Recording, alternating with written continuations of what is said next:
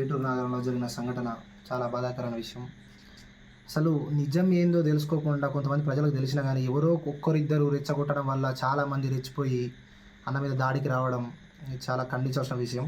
మళ్ళీ ముచ్చట ఏంటంటే ఇదే విషయం మీద ఏటూరు నగరం పక్కన ఉన్న సమ్మక్క సారక్క మన ఆదివాసి అమరుల జాతర గురించి ఇదే చిన్నజీయర్ స్వామి మాట్లాడిన రోజు ఆ ఏటూరు నగరం ప్రజలు కానీ ఉమ్మడి ములుగు జిల్లా ప్రజలు కానీ ఎవరు స్పందించలేదు.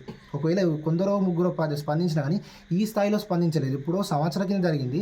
అదొక చిన్న 20 సెకండ్స్ వీడియోని రిలీజ్ చేసి కొంతమంది కొన్ని టీవీ ఛానల్ టీఆర్పీ రేటింగ్ పెంచుకోవడం కోసం కొన్ని మతతత్వ పార్టీలు ఏంటి స్వాములను రెచ్చగొట్టి అందరి ఇబ్బంది ఒక తెలంగాణలో ఉమ్మడి ఆంధ్రప్రదేశ్ జిల్లాలోనే మొత్తము ఒక గందరగోళ వాతావరణం సృష్టించి నాస్తికుల మీద ఎక్కడ ఎవరు ప్రశ్నించిన నాస్తికవాదాన్ని భౌతికవాదాన్ని ఎవరు ప్రశ్నించినా కానీ కమ్యూనిస్టుల మీద ప్రశ్నించినా కానీ వాళ్ళ మీద దాడులు చేయడం, ఒక మూకుమ్మడి దాడులు చేయడం ఇది చాలా ఖండించదగ్గ విషయం. ఎందుకంటే చిన్నజీవన స్వామి మాట్లాడిన రోజు ఏ ఒక్కరు కూడా స్పందించలేదు. సరే కొంత మేరకు స్పందించినా కానీ ఈ స్థాయిలో మాత్రం స్పందించలేదు.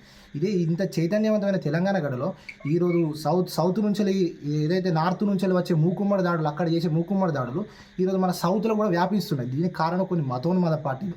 ఈ పార్టీలను మనం ఈ తెలంగాణ నుంచి తరిమికొనే భారతదేశంలో లేకుండా చేయడమే మన ఉన్నత లక్ష్యంగా పెట్టుకోవాలి. ఆ దిశగా Phule, Ambedkar, Periyar, Karl Marx, Che Guevara, Nelson Mandela గారి ఆలోచన విధానంతో వీళ్ళందరి ఆలోచన విధానం తీసుకొని ఈరోజు ఎక్కడైనా మనం సభలు సమావేశాలు నిర్మించుకొని వీళ్ళ భావజాలని మనం తీసుకెళ్ళగలిగితే మనలాంటి బహుజనులకు కానీ విద్యార్థి నాయకులకు కానీ నాస్తికులకు కానీ ఎవరికైనా కమ్యూనిస్టులకు కానీ ముఖ్యంగా కమ్యూనిస్టులకు నాస్తికులకు భౌతికవాదులకు ఎవరికైనా కానీ మనకి రక్షణ ఉంటుంది.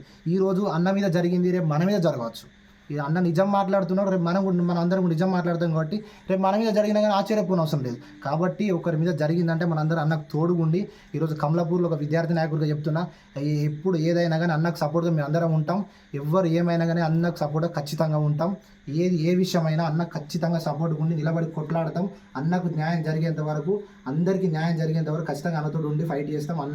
అన్న అడుగుజాడల్లో మరి మహనీయుల అడుగుజాడల్లో నడవడానికి సిద్ధంగా ఉన్నాం మేము అందరం.